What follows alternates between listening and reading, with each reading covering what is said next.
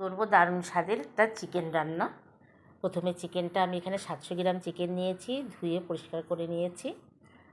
এবারে এর মধ্যে কিছুটা আমি পেঁপে করে নিয়েছি আর একটু আম করে নিয়েছি।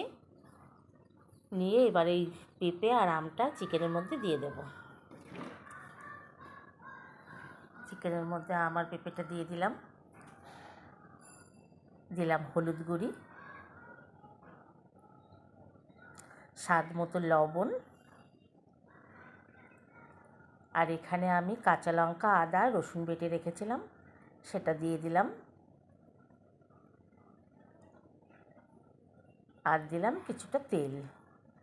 আপনারা সর্ষের তেল দিয়েও করতে পারেন, সাদা তেল দিয়েও করতে পারেন। আমি সাদা তেল দিয়ে করছি। এবারে একটু মেখে নেব, সব কিছু দিয়ে ভালো করে মেখে নেব।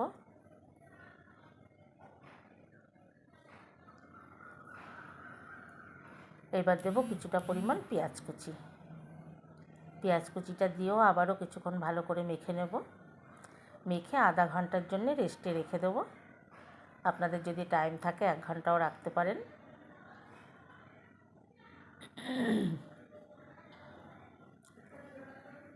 আধা ঘন্টা রেস্টে রেখে দেব। আধা ঘন্টা হয়ে গেছে। এবারে কড়াইতে খানিকটা তেল দিয়ে আমি 4 টুকরো আলু ভেজে নেব। আপনারা চাইলে আলু নাও দিতে পারেন। আমাদের আবার মাংসের সঙ্গে একটা করে আলু না হলে, 1 পিস করে আলু না হলে চলে না। আলুটাকে লাল লাল করে ভেজে নেব। এই তেলে কিছুটা পেঁয়াজ বেরেস্তা করে নেব।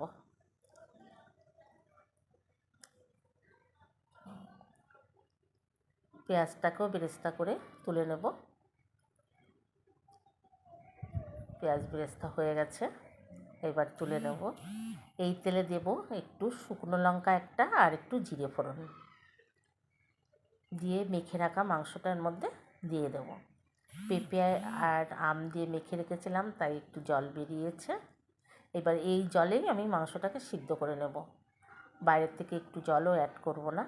এর মধ্যে আলুটা দিয়ে দিলাম, দিয়ে একসঙ্গে সব ভালো করে ঢাকা দিয়ে অল্প আঁচে কষে কষে রান্না করব। মাঝে মাঝে ঢাকনাটা খুলে একটু নেড়ে চেড়ে দেবো। ঢাকনাটা খুলে আবারও নেড়ে দিচ্ছি।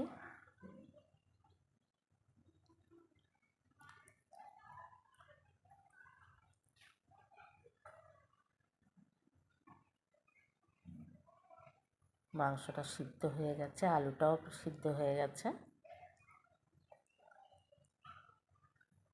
এখানে আমি একটা মশলা করে রেখেছিলাম, একটা স্টার, জায়ফল, 2টো এলাচ, লবঙ্গ, গোলমরিচ, একটু জিরে, ধনে, সব কিছু ভেজে একটা মশলা করে রেখেছিলাম। একটা বাটিতে এটা ঢেলে নিলাম। আর এখানে 5 টাকা দামের একটা সানরাইজ মিট মশলা, এটা ঢেলে দিলাম। ঢেলে জল দিয়ে গুলে আমি মাংসের মধ্যে দিয়ে মাংসটা আবার একটু ভালো করে কষে নেব।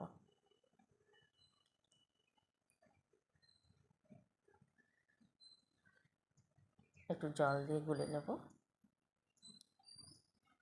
নিয়ে এবার মাংসের মধ্যে দিয়ে কষে নেব।